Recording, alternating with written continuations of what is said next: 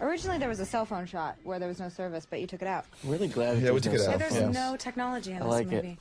I don't think the audience needed the classic, oh, there's no reception in my phone. Right. It kind of takes you out of it.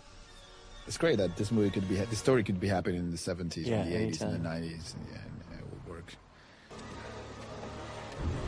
There's another shot that when we were, telling everybody that we'd use no CGI in the film, when they were looking at the shot in the trailer, there was, that's definitely CGI. That's a real river. That's a real river that was completely flooded.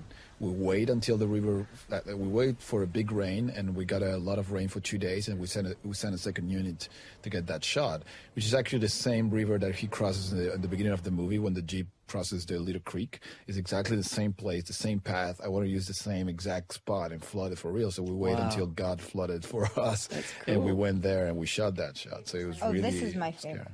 When, Yeah, this is definitely when everything goes to hell. how upset you are. It's so good. Yeah, Jessica, you do a great job acting skills. I It's love just like Olivia in this amazing. one. I think this was the moment for me when it was like Olivia finally realizes that it's not withdrawal. So it had to be a shift in where she was coming from. Please.